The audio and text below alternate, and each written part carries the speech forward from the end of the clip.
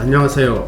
오늘은 기업 부설연구소의 전체적인 개요, 핵심적인 내용을 요약해서 설명드리도록 하겠습니다. 요건은 기본적으로 인적 요건과 물적 요건, 이렇게 두 가지로 크게 분류하고 있습니다. 그리고 기업 부설연구소 전담부서의 설립 방법에 대해서도 핵심적인 내용을 잘 정리해 드리도록 하겠습니다. 먼저 이 기업 부설연구소나 전담부서의 제도의 목적은 이렇습니다. 법에서 정한 일정 요건을 갖춘 기업의 연구개발 전담 조직을 기관에서 공식적으로 관리하고 인정함으로써 기업 내 독립된 연구개발 조직을 제도적으로 육성하고, 인정받은 연구소 전담부서에 대해서는 연구개발에 따른 세제 혜택을 부여함으로써 기업의 연구개발을 촉진하고 지원하기 위한 데에 그 제도적 취지가 있습니다. 연구개발을 신고하고 관리하는 정부의 위탁기관은 한국산업기술진흥협회라고 해서 영어로는 코이타입니다. 신고 주체는 당연히 연구개발이나 연구개발 전담부서를 두고 있는 개인기업 포함한 기업체가 되는데, 특히 영리기업 외 비영리기관이나 의료법에 의한 의료법인, 의료재단 등은 연구개발 부서를 둘 수가 없습니다. 신고 대상에서 이러한 비영리기관이나 의료재단 등은 신고 대상에서 제외된다는 점도 참고하시기 바라겠습니다. 기업부설연구소나 전담부서의 신고 방법은 현 인적 요건 구비 앤 물적 요건 구비 후 신고를 하게 되면 한국산업기술진흥협회 코이타에서 인정을 해주는 그러한 시스템으로 되어 있습니다.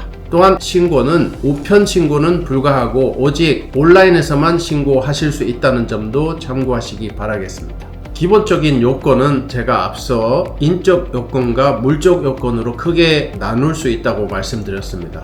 먼저 인적 요건은 다음과 같습니다. 부설연구소의 경우는 벤처기업부터 중견기업, 대기업까지 신고 요건이 차등적으로 적용이 되고 있는데요. 먼저 벤처기업이나 연구업 창업 중소기업의 경우는 연구전담요원 2인 이상 필요합니다. 그리고 세법에서 정하는 특정 규모 이하의 소기업의 경우는 연구전담요원 3인 이상이 필요합니다. 다만 소기업의 경우는 창업일로부터 3년까지는 연구전담요원 2명만 있으면 소기업의 경우는 부설연구소를 설립하실 수 있겠습니다. 그리고 중기업이나 국외의 기업 연구소를 두시려고 하시는 경우는 연구전담요원 5인 이상이 필요하겠습니다. 그리고 매출액이 중소기업의 규모를 넘어서면 중견기업으로 넘어가는데, 이렇게 외형의 확장으로 중견기업이 되는 경우는 연구전담요원이 7인으로 증가하겠습니다.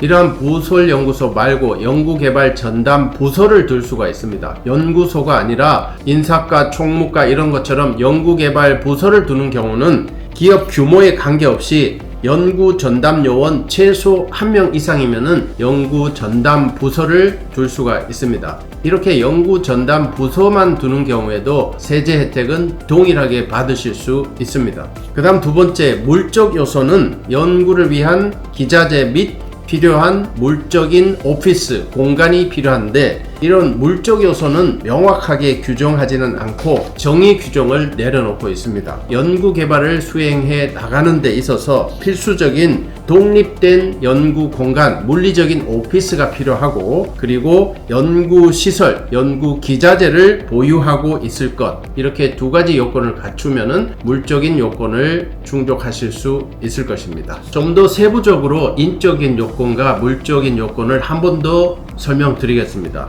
먼저 인적 요건의 경우는 첫 번째, 기업 규모와 상관없이 연구요원으로 인정되는 경우입니다. 자연계, 자연과학, 공학, 의학 계열 분야 학사 이상이신 분, 국가자격법에 의한 기술이나 기능 분야의 기사 이상인 분, 이러한 분들은 회사 규모에 상관없이 인적 자원으로 인정받으실 수 있겠습니다. 그리고 특별히 중소기업에 한해 인정되시는 분들도 있습니다. 다음과 같이 네 가지의 경우인데요. 먼저 자연계 분야 전문 학사로서 2년 이상 연구 경력이 있으신 분은 연구요원으로 연구요원으로 인정이 됩니다. 3년제 전문 학사인 경우는 1년 이상의 연구개발 경력이 있으면 연구요원으로 인정이 될 수 있습니다. 두 번째, 중소기업에 한해 인정되는 연구요원. 국가기술자격법에 의한 기술이나 기능 분야의 산업기사로서 2년 이상 연구개발 경력이 있으신 분이 중소기업에 한해서 인정되는 요원이 될 수 있겠습니다. 세 번째, 중소기업에 한해 인정되는 연구요원으로 마이스터고나 특성화고 고교 졸업자로서 4년 이상의 연구개발 경력이 있으면 중소기업에 한해 연구요원으로 인정받으실 수 있겠습니다.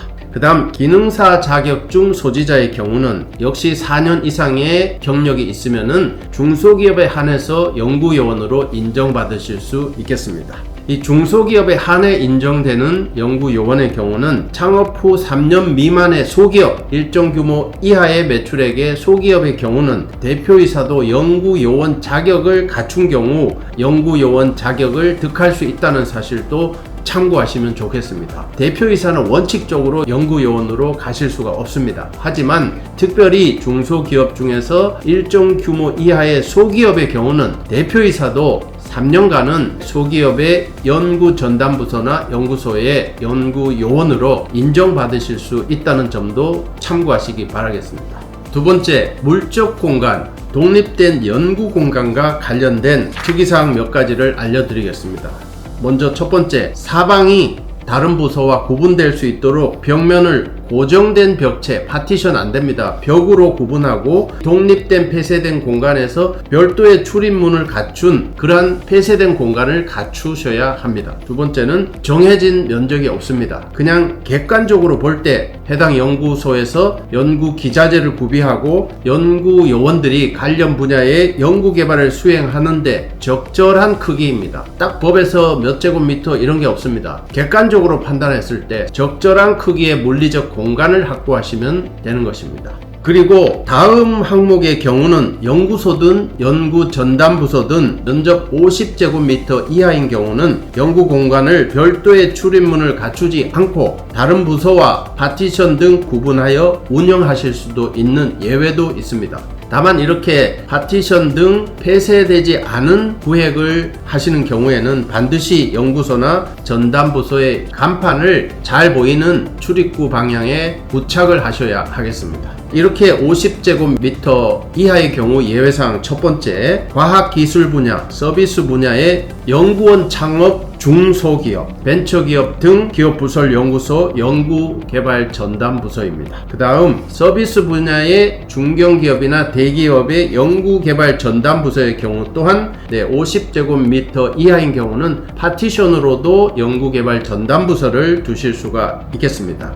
이 경우는 중기업, 대기업의 이 연구개발 전담부서 50제곱미터 이하의 경우는 정보서비스업 또는 소프트웨어 개발 공급업 업종만 해당이 됩니다. 마지막으로 연구시설입니다. 기자재나 비품의 경우는 반드시 해당 연구 공간에 비치하셔야 하겠습니다. 연구 기자재나 비품을 단순히 창고나 특정한 외부 공간에 보관한다는 사실만으로는 인정받으실 수가 없고 반드시 해당 연구소나 연구전담부서의 연구원들이 접근 가능한 공간에 함께 비치하셔야 하겠습니다. 오늘 말씀드린 기업부설 연구소나 연구전담부서를 통해서 성장의 보탬이 되시기를 바라겠습니다.